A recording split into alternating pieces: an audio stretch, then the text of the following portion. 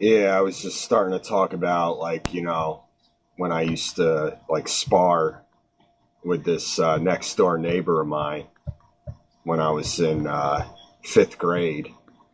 I think we started doing it when I was still in fourth grade, actually, and then really picked it up when I was in fifth grade. I remember he was, like he turned like 16 when I turned 10. He was a lot bigger than me, but I guess he had fun just sparring with me. He wanted to, like I said in the previous video, he basically marveled, found it fascinating. How powerful my punches were for being such a small dude. He really admired how good I could punch and everything. My natural skills. He really found that fascinating, I guess. So I guess he kind of thought of himself as some kind of trainer, sort of sparring partner. Like it's weird because I don't think I wasn't making him a better fighter. Like he was helping make me a better fighter by sparring with me. And the only thing I can explain is the only thing I can figure out is maybe he just was fascinated. Like he was like, wow, this dude is so much smaller than me, and he hits really hard. I've never seen anybody this size, be able to hit like this. So yeah, it was great. The exercise I got from doing that, it definitely helped me out, and arm wrestling. My dad, of course, he was like training me with arm wrestling, and I remember I was beating everybody in fifth grade, like everybody. I was like the smallest kid too, and I was beating everybody in arm wrestling. And in dodgeball, I was, in gym class, I was like the star. I was really good. And then I remember February of '81, middle of fifth grade. My parents, we had to move. We were forced to move because my dad, he lost his job there as a caretaker because he couldn't work anymore.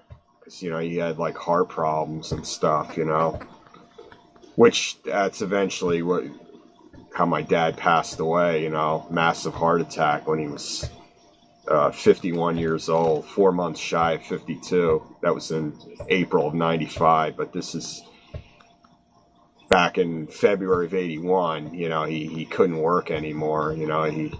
He was only 37 and a half years of age, and he had to go on disability. We couldn't live there anymore because, that was like, that was part of his pay. We got to live in this house. Plus he made a pretty decent salary working for these people. And, they had to let him go though, because he just couldn't work anymore. It was too much. He did landscaping, yeah, so he went on disability, and I'm just looking at the time. We had to move to another town, and I had to switch schools, and the school that I switched to, it always felt awkward and everything. I kind of had a hard time adjusting. I felt really like lost, because I had all the people I was on friendly terms with from the other school I started the year with, and I was a pretty popular kid when I left that school. I was starting to become pretty popular in my own kind of quiet, likable kid kind of way, I was like a little superstar with, like dodgeball and arm wrestling.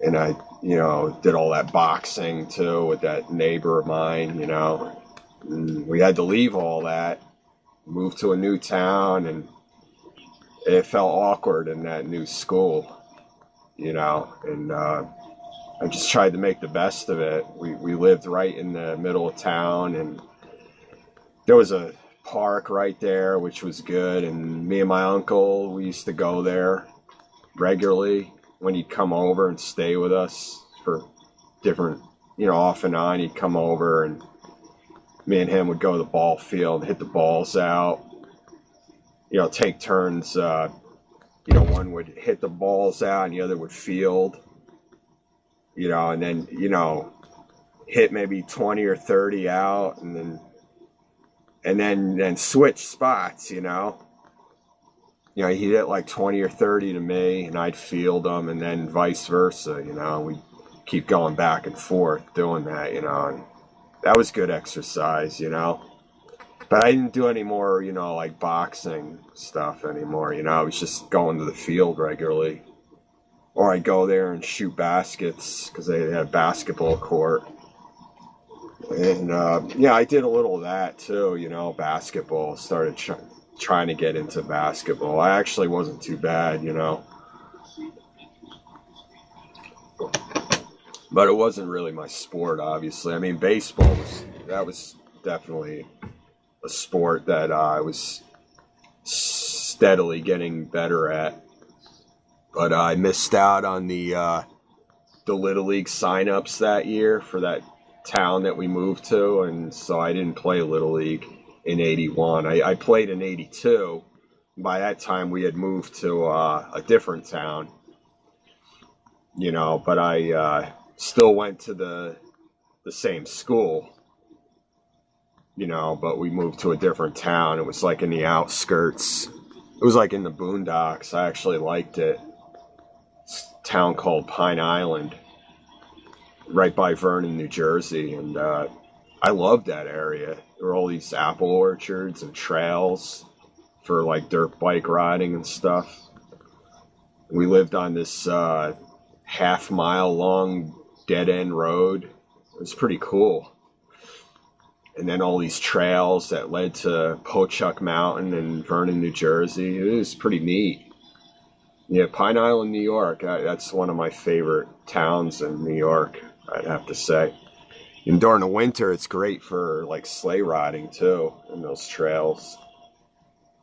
And during that time, I started playing football with these kids every weekend. We go to like different sod fields that were around the onion fields. We'd get together every Saturday, play football, with groups of kids and stuff, and it was pretty cool.